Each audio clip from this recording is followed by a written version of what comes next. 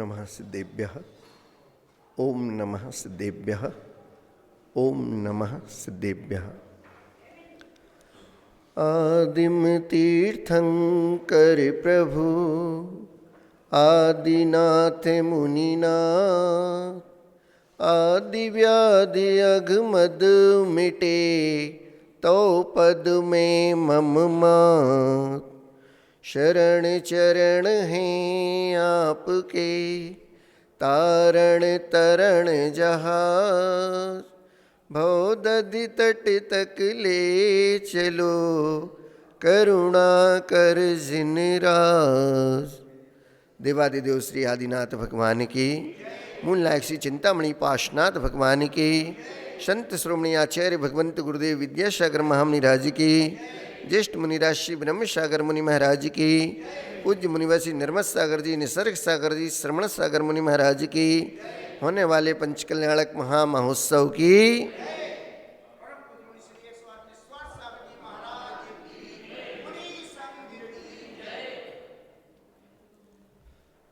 अभी पूर्व वक्ता ने मंगलाचरण तो किया और भावना भाई कि उठो जागो, नींद से अखियां खोलो और चलो मंदिर की ओर।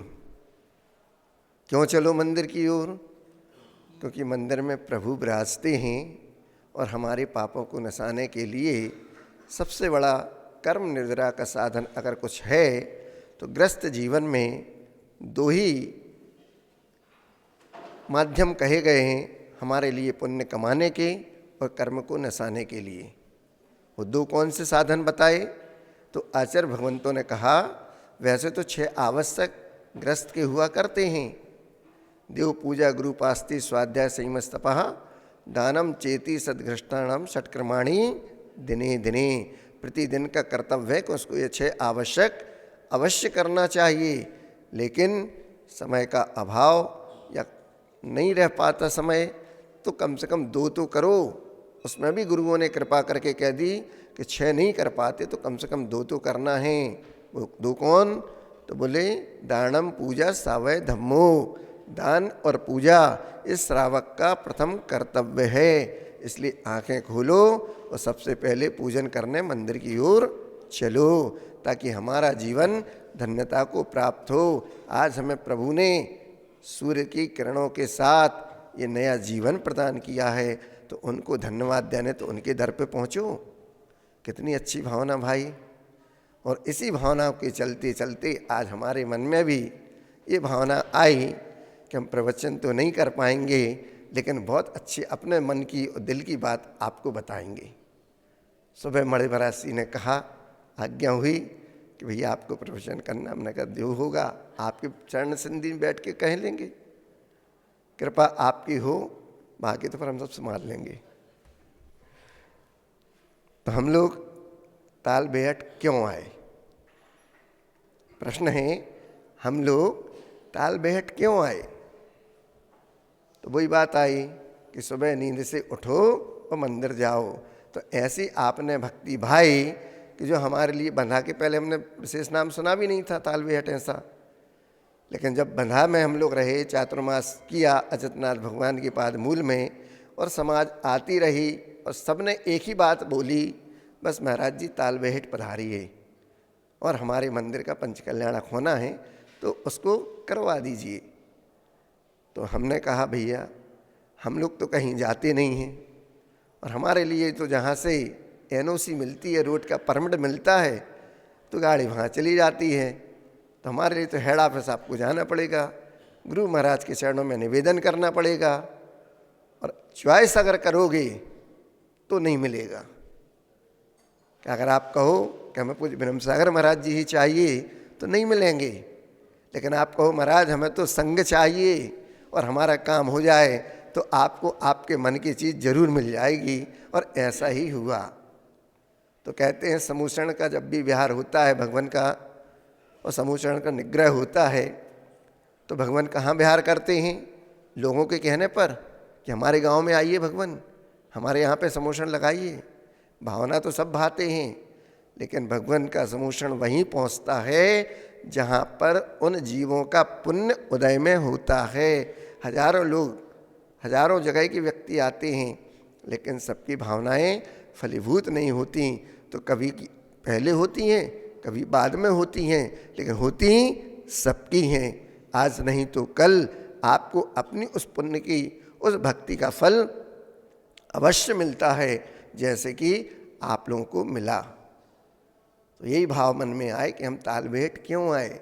इतने लोगों ने निवेदन किया था, ललितपुर भी जाते थे, टीकमगढ़ तो महाराज जी ने बना ही लिया था भाव प्रोग्राम सब कुछ, कि अब जाने वहीं पे है, संकेत भी वहीं के थे। फिर अचानक भक्ति ने ऐसी आपकी शक्ति दिखाई कि गुरु महाराज को भी आपकी भक्ति की शक्ति को देखते हुए उस तालबेट के लिए आशीर्वाद देना पड़ा। और महाराज का वो प्रोग्राम वहाँ से हटके तालबेट में पंचकर्णक के रूप में आपको मिल गया। तब कैसे हो गई वो 5 चीज़ें हमने समझी, वो आपको हम दिल के भाव बताते हैं। प्रवचन तो बड़े महाराज करते ही हैं, वो सुनाएंगे। तो क्या सुनना, प्रवचन के 5 भाव बता दें? बता दें? क्या बात है, अपने अपने स्वार्थ में सब लगे हैं। अपने मन की अच्छी बात बता दूं महाराज, बिल्कुल बताएंगे, क्योंकि भक्ति की भाव ना करने ही तो बैठे अपन सब मंदिर में। उसके लिए हम लोग तालबेट जो आए, तो उसमें पुण्य का, या जहाँ गुरु कृपा बरसती है वहीं पर साधु संग, भगवान का समूषण आदि पहुँच जाया करता है। तो ये 5 चीज़ें जो मन में आईं, तो वो आपसे हम कहते रहें कि आपकी भक्ति और गुरु की कृपा हमें यहाँ इस नगर में खींच लाई। आपने क्या काम किया? तो भक्ति तो करते रहे, लेकिन प्रहलाद के जैसा विश्वास भी अपने जीवन में हम धारण करते रहे, कि प्रहलाद जैसा विश्वास हो, और भीलनी सबरी जैसी आस हो, द्रौपदी जैसी पुकार हो, और मीरा जैसा इंतजार हो, तो कृष्ण को तो आना ही पड़ता है। ये हमारे कृष्ण जन्माष्टमी के दिन पूज्य महाराज श्री का अवतरण दिवस भी पड़ता है। तो उसी दिन हमने आपको, जिस दिन प्रवेश हुआ था, ये कुछ पंक्तियाँ कही थीं। भाई लोग पूछ रहे थे महाराज जी इनका कुछ अर्थ भी तो बता दूं। हमने अर्थ तो आप लगा लो, सीधा सीधा तो है कि प्रहलाद जैसा हमारे जीवन में विश्वास हो, और भीलनी जैसी हमारे जीवन में आस हो, द्रौपदी जैसी भगवान के प्रति पुकार हो, और मीरा जैसा उस भगवान से मिलने का इंतजार हो, तो कृष्ण को तो दर्शन देने आना ही पड़ता है। ऐसे इस तालबेट नगर में पूज्य ब्रह्म सागर जी महाराज के सत्संग सानिध्य में हम सब बंधा जी से विहार करते हुए यहाँ तक आ गए, क्योंकि आपकी भक्ति की शक्ति बड़ी पुण्यवान है कि हम सबको गुरुदेव की कृपा से यहाँ तक खींच लाई है। वो कैसी भक्ति है? तो कहते हैं कि एक राजकुमार था, वह बड़ा ही भगवान की पूजन भक्ति में श्रद्धा रखता था, आस्थावान था, और उन्हीं की भक्ति में सदा लीन रहा करता था।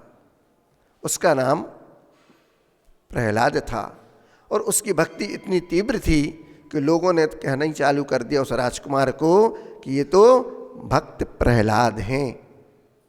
जैसे आपके यहाँ पे भी त्यागी वृत्ति हैं, भगत जी हैं, कहते हैं, आते वो हमारे पास, क्यों?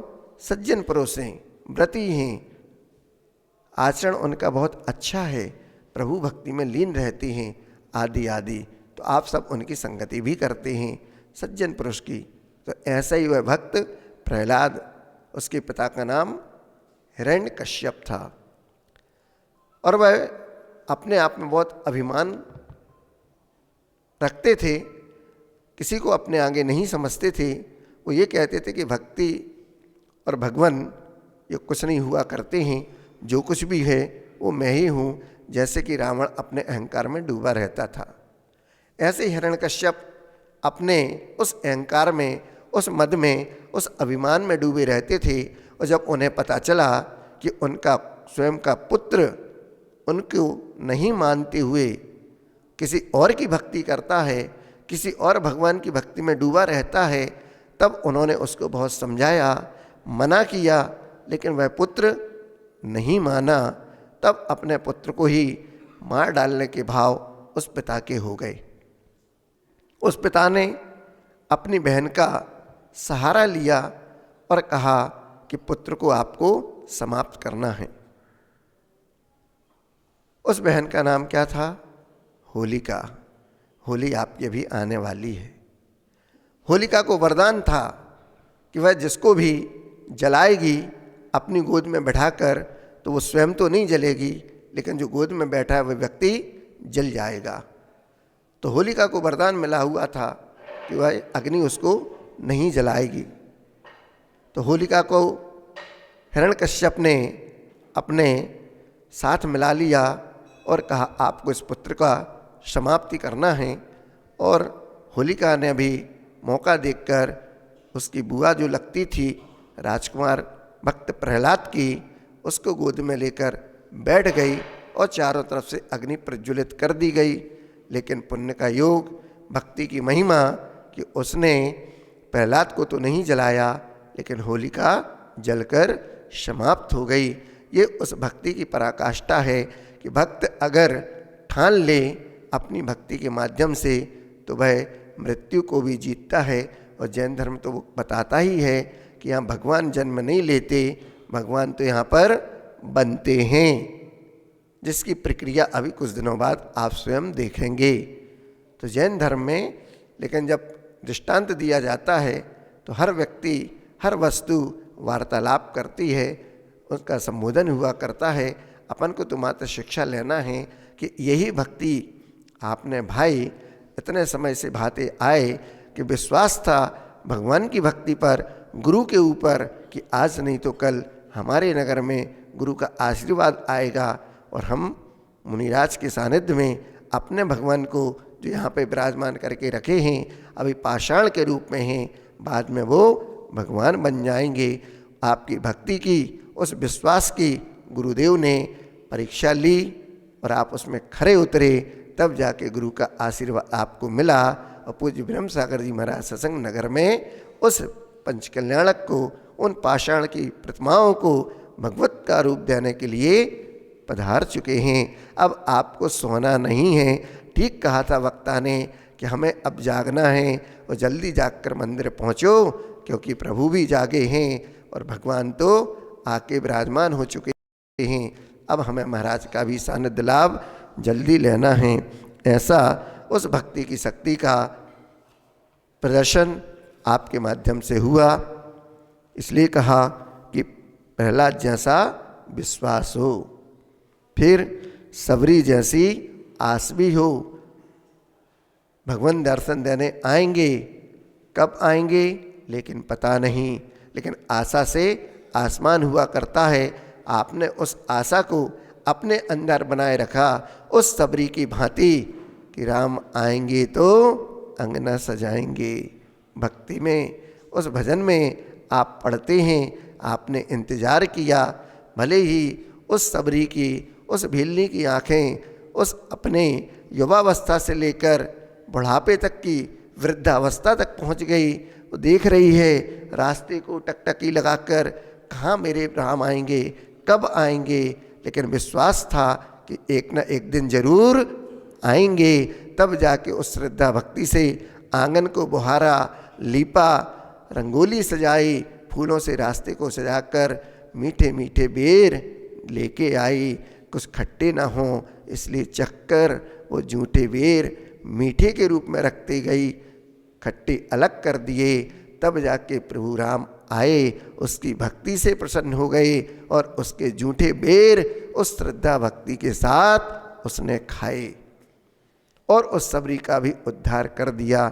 ये है भक्ति की पराकाष्ठा कि आपने विश्वास रखा, इंतजार किया और सबरी के जैसा आपको प्रभु राम ने अर्थात पूज्य गुरु महाराज ने आपको उसका फल दिया कि वो स्वयं तो नहीं आए, लेकिन अपनी प्रकृति पूज्य ब्रह्म सागर जी महाराज के रूप में आपके पास पहुंचा दी और साथ में आशीर्वाद भी भेजा।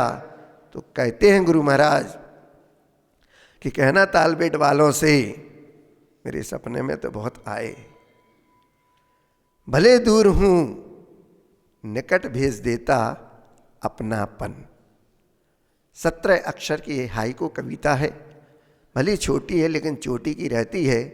इसके भाव गुरु महाराज कहते हैं, भले दूर हूँ, हजारों किलोमीटर दूर आचार्य भगवान विराजमान हैं, हर जगह नहीं पहुँच सकते, लेकिन हर व्यक्ति की भावना ये होती है कि हमारे नगर में पूज्य गुरुदेव का पदार्पण हो, हमारा नगर भी धन्य हो, उनकी चरण धूलि को हम ले पाएँ, उनकी नवदा भक्ति कर पाएँ, उनकी अंजलि में एक ग्रास को दे पाएँ, हम अपने आप को भी धन्य करें, नगर को धन्य करें, समाज को धन्य करें, सबका जीवन धन्य हो। आपके दर्शन लाभ करके हम अपने कर्मों को नसाएं। पर गुरु महाराज हर जगह नहीं पहुंच पाते, लेकिन आशीर्वाद हर जगह पहुंचता है। तो गुरु महाराज यही कहते हैं, भली मैं शरीर से दूर हूँ, भले दूर हूँ। 5 अक्षर शुरू में हैं, 7 अक्षर बीच में हैं और तीसरी पंक्ति में 5 अक्षर। ये 17 अक्षर की हाइकू कविता है।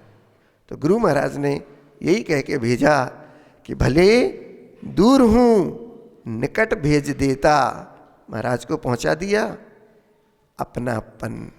आशीर्वाद के साथ उन्होंने हम सबको भी अपनाया, तब आपको आशीर्वाद दिया कि आपका धर्म ध्यान अच्छा बना रहे और आपकी भक्ति ऐसे ही बढ़ती रहे, दिन दूनी और रात चौगनी, ताकि आप भी अपने पुण्य कर्म को इतना बढ़ा लें कि एक दिन आप पंचकल्याणक अभी स्थापना रूप से करने जा रहे हैं, क्योंकि साक्षात तो प्रभु है नहीं, समूषण है नहीं, रिद्धिधारी मुनिराज मिलते नहीं, मन प्रज्ञानी मिलते नहीं, अवधि ज्ञानी है नहीं, फिर कौन से महाराज हैं? तो मात्र भाव लिंगी मुनिराज सत्तम गुण स्थान वर्ती। यहीं तक हमारी इस पंचम काल की बलिहारी कहिए कि मिल तो गए दर्शन हमें गुरु महाराज के। नहीं तो ऐसा भी समय आया था कि बड़े बड़े विद्वान पंडित हुए, वो भूधरदास जी लिखते हैं, ते गुरु मेरे उर बसो।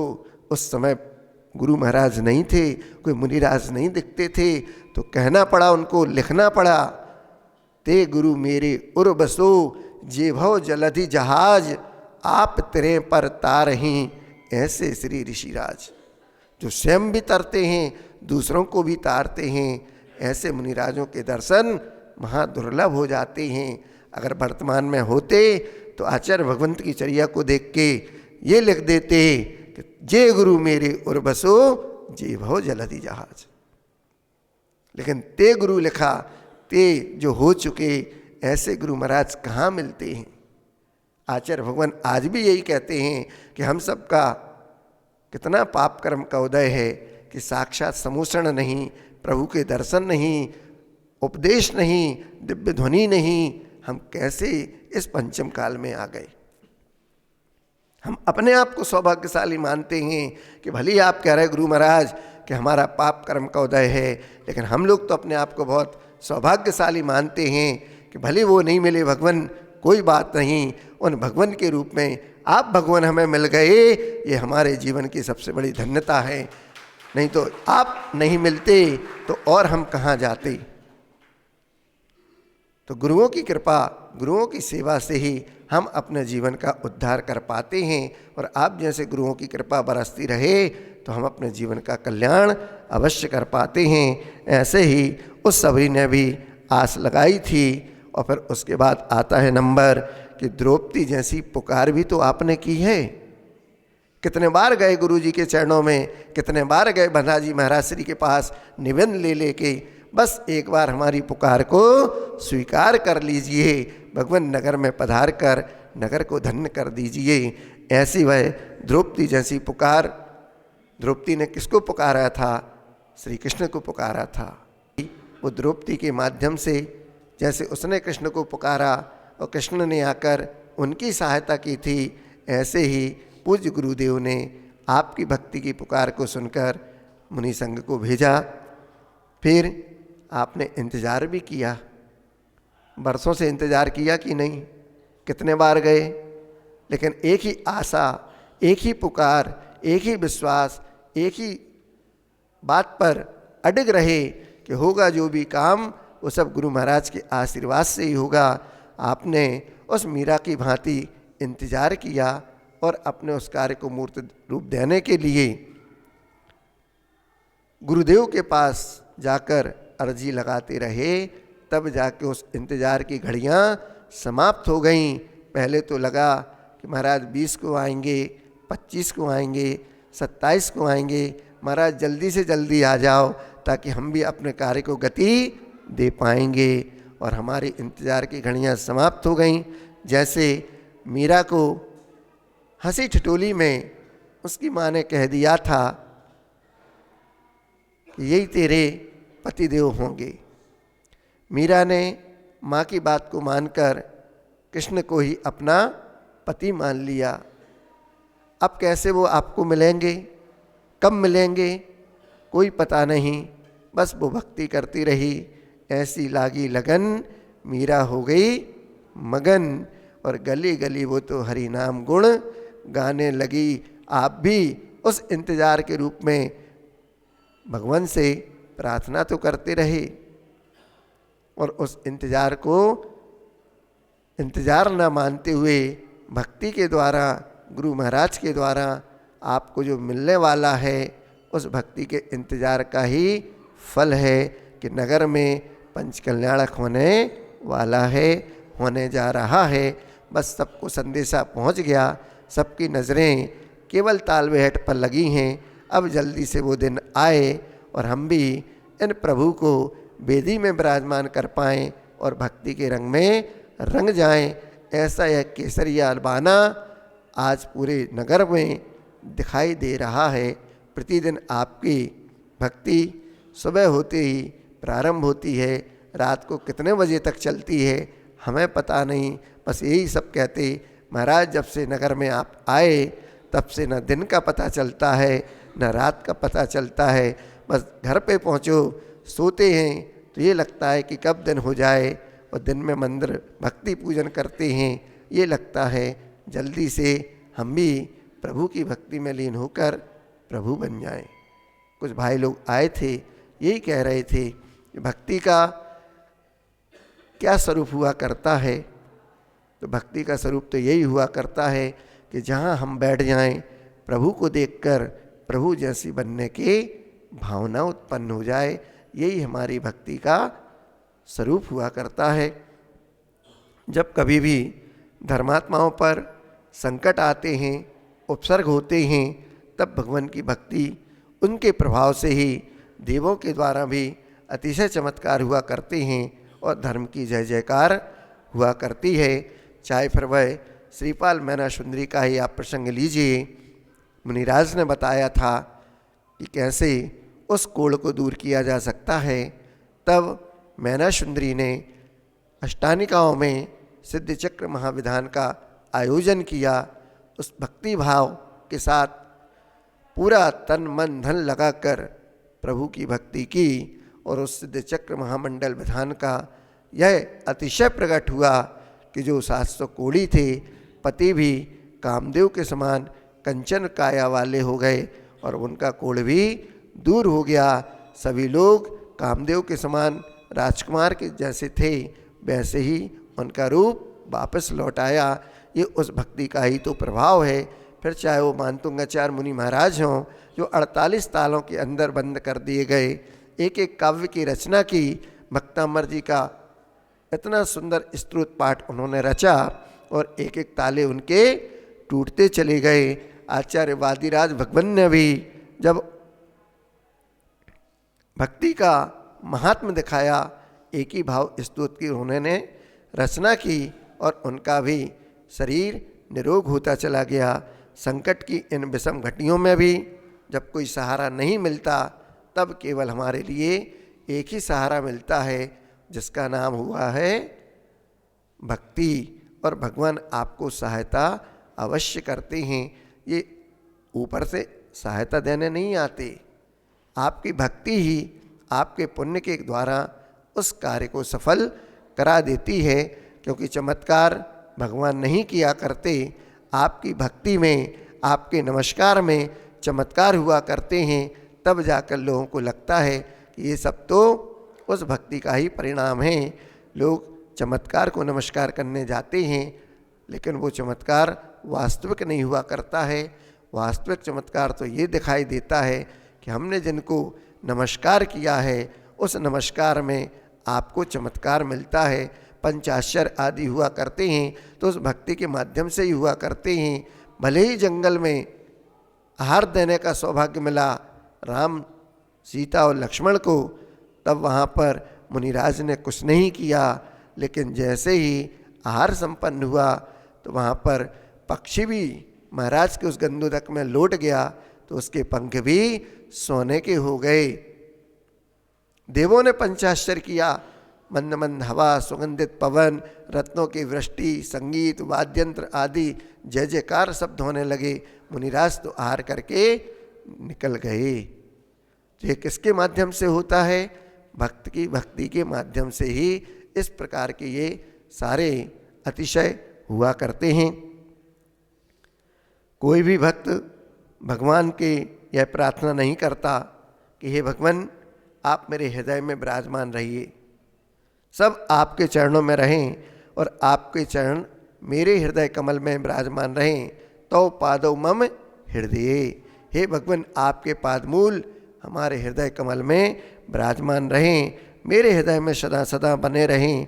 भगवान भगवान ही हैं, दाता नहीं हैं। आचार्य भगवान कहते हैं कि भगवान भगवान ही हैं, दाता नहीं हैं, और भक्त भक्त ही है, भिखारी नहीं है। क्यों?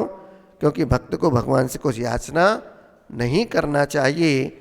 जिस भक्ति के बल से मुक्ति का साम्राज्य हमको मिल सकता है, उसके लिए हम भिखारी बनकर कुछ छोटी मोटी चीज़ें की क्यों प्रार्थना करें?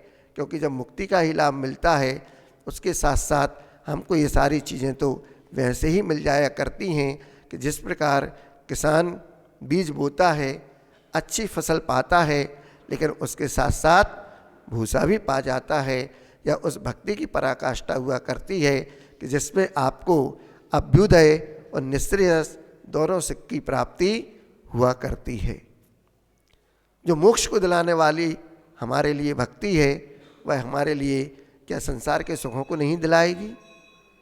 अवश्य दिलाएगी, क्योंकि देव भी तो कुछ काम करेंगे। वो भी जानते हैं कि उस भक्त के परिणाम अगर शुद्ध हैं, विशुद्धि के साथ वह उत्तरोत्तर आगे बढ़ रहा है, अगर दुखी है, कष्ट में है, तो उसकी सहायता करने भी देव आते हैं। और भगवान तो दुख इसलिए देते हैं ताकि आप सुख में फूल ना जाओ।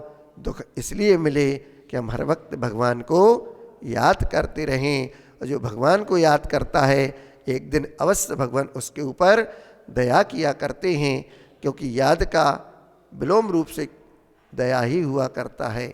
याद दया, आपने भगवान को याद किया, भगवान ने आपके ऊपर दया अवश्य की। फिर हम दुखी क्यों होते हैं? तो दुखी इसलिए होते हैं कि हमने उस प्रकार का कर्म किया है। अब बीज बोया था नीम का, तो आम का फल कहाँ मिलेगा? तो नीम तो कड़वा हुआ करती है, लेकिन ध्यान रखना जिसको भी पित्त ज्वर हुआ करता है उसको नीम खिलाई जाती है, तब उसके मुँह का स्वाद मीठा होता है। अन्यथा पित्त ज्वर वाले को आप कितना ही मीठा खिला दो, उसका मुँह का स्वाद तो कड़वा ही हुआ करता है। तो ऐसे ही वह भक्ति भगवान की हम करते हैं तो हमारे मुख की मिठास भी बढ़ती है और जीवन में से दुखों का ह्रास भी होता है। तब जाके उस सम्यक दृष्टि जो जीव है, भली आप चतुर्थ गुणस्थान वर्ती हैं, व्रती नहीं हैं, फिर भी उसके बाद आपके उस भक्ति में अतिशय युक्त चमत्कार हुआ करते हैं। लोग आपकी भक्ति को देखकर आपके साथ रहने को, आपकी संगति करने को भी लालायित हो जाते हैं कि भले ही हम जीवन में व्रती बन पाए, महाव्रती बन पाए, ना बन पाए, लेकिन कम से कम एक सच्चे भक्त तो बनकर भगवान की भक्ति कर ही सकते हैं। यह पूजा भक्ति का महात्मा बहुत अद्भुत हुआ करता है बंधुओं। एक त्रियंच मेंढक भी जब मुख में पंखुड़ी लेकर भगवान के समूषण में जाता है, फुदक फुदक के जा रहा है। क्यों? लोगों ने कहा कि इतनी भारी भीड़ है, हाथी घोड़े रथ सब जा रहे हैं, लोगों का इतना हुजूम उमड़ रहा है और तू छोटा सा मेंढक कहाँ बच पाएगा। तो कहता है कि भली मैं जीवित रहूं ना रहूं, मुझे भी भगवान के दर्शन करने जाना है। तो वो भी फुदक फुदक कर एक पंखुड़ी मुंह में दबाकर प्रभु के दर्शन करने वहाँ पर जा रहा है। जाता है, पीछे से राजा की सवारी आती है और हाथी के पैर के नीचे दबकर वह मेंढक समाप्त हो जाता है। लेकिन भक्ति की यह पराकाष्ठा, जाता और वहाँ पर देवगति को प्राप्त होकर सबसे पहले उत्पात सैया से जहाँ जन्म हुआ, बैठा, देखा, सोचा उसने मैं यहाँ कैसे आ गया। और जब अपने अवधि ज्ञान से देखता है कि मैं तो मेंढक में था, पूर्व पर्याय मेंढक की थी, आज भी वो मेंढक वहाँ पड़ा हुआ है रास्ते में, मैं तो देव बन गया। और सीधा समुषण में वहाँ से आके प्रभु के पादमूल में बैठ जाता है। राजा बाद में पहुँचते हैं, समुषण में देखते हैं कि सारे देवलोक तो अलग दिख रहे, लेकिन एक देव सबसे अलग दिख रहा है। उसका मुकुट में मेंढक का चिन्ह बना और मुकुट अत्यधिक चमक रहा है। ऐसा क्यों हुआ?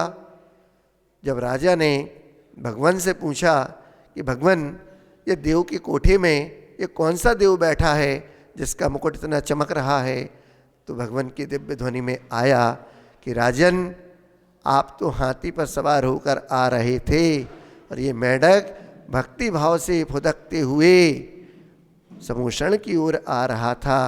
आपके हाथी के पैर के नीचे दबा तो उसका प्राणांत हो गया और उस भक्ति के भाव से भरकर उसने देव पर्याय को प्राप्त किया।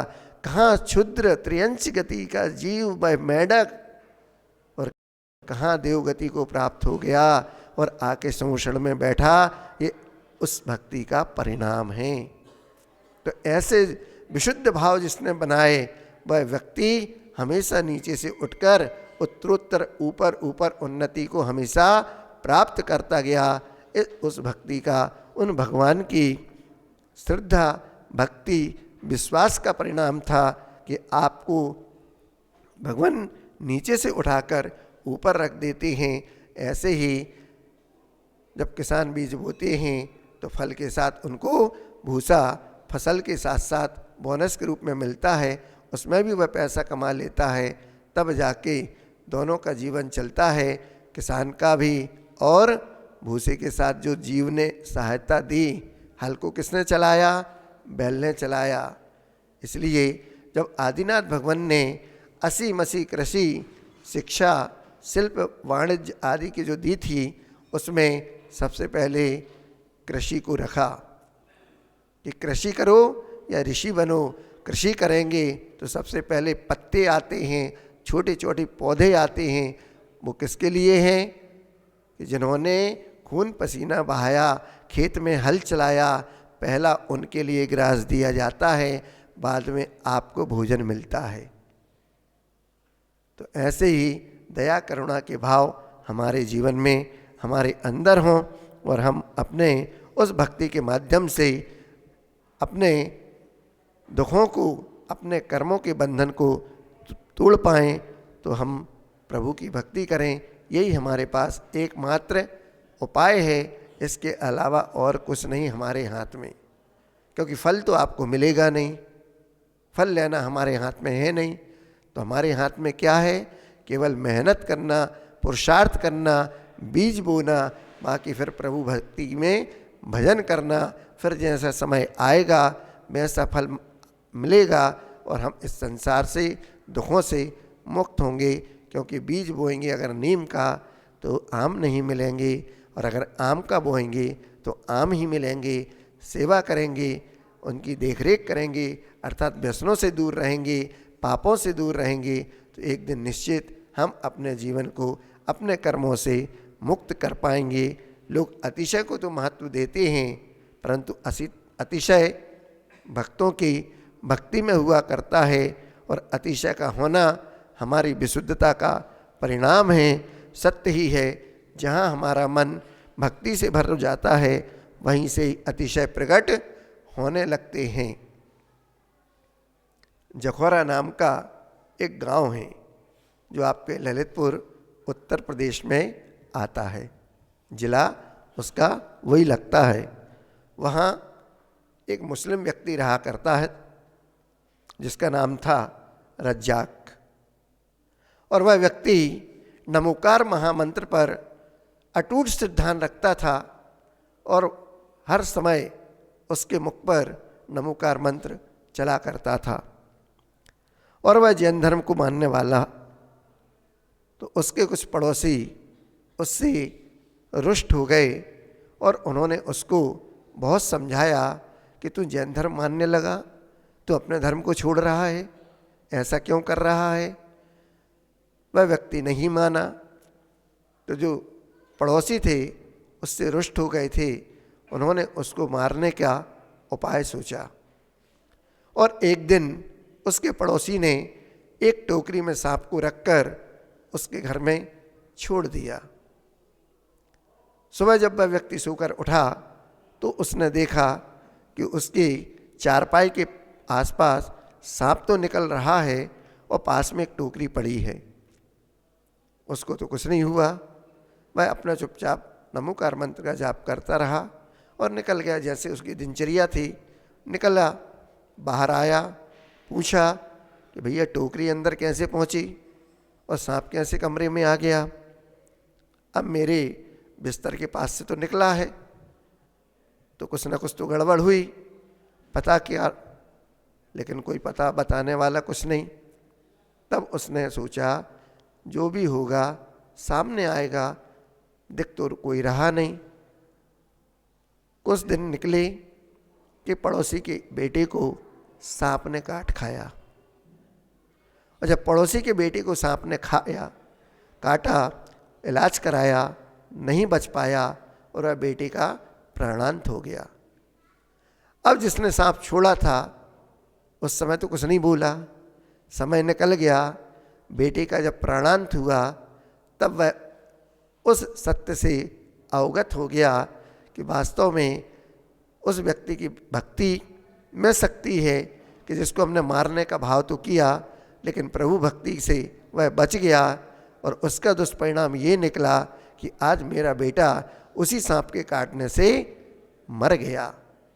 अब वह व्यक्ति चिल्लाता है, रोता है, चिल्ला चिल्ला के कह रहा है मैं ही वो पापी व्यक्ति हूँ जिसने कुछ समय पहले उस व्यक्ति को मारने का षड्यंत्र रचा था, लेकिन वह व्यक्ति तो नहीं मरा लेकिन मेरा बेटा मर गया, मैं वो पापी हूँ।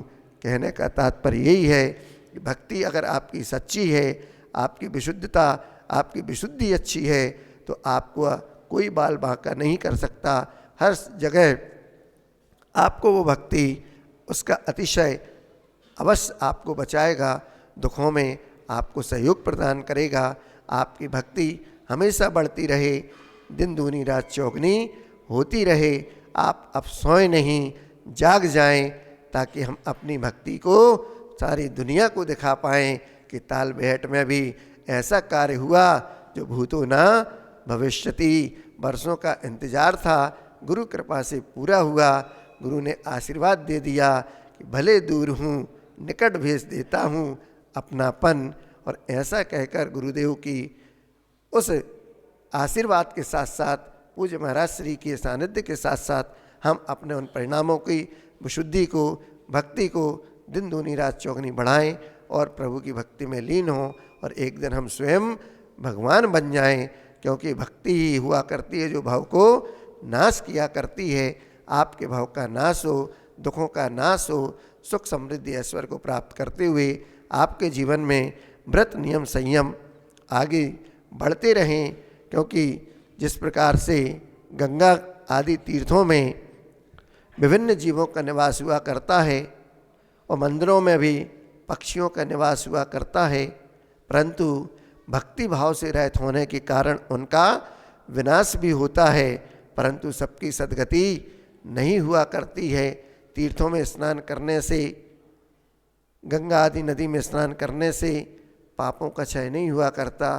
गंगा तो मैली और हो जाती है, पापों का क्षय तो भगवान की भक्ति करने से हुआ करता है।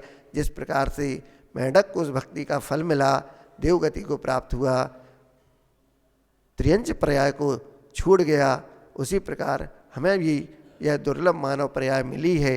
तो इसमें भी हम अपने उस रत्नत्रय को धारण करके जीवन का अंत समाधि संलेखना पूर्वक कर पाएँ, तभी तो हमारे जीवन का अंत अर्थात इस संसार से परिभ्रमण समाप्त होगा। ऐसा हम अपने संसार का परिभ्रमण समाप्त कर पाएँ, भक्ति को अपने जीवन में और उत्तरोत्तर बढ़ाते जाएं। इस मंगल भाव के साथ अहिंसा परमो धर्म की, आचार्य भक्ति गुरुदेव विद्यासागर महामुनि राज की, बोधि समाधि परिणाम शुद्धि स्वात्मोपलब्धि शिव शौक सिद्धि, चिंतामणिम चिंतित वस्तु दाने त्वाम वंदमानश्य ममास्तुते।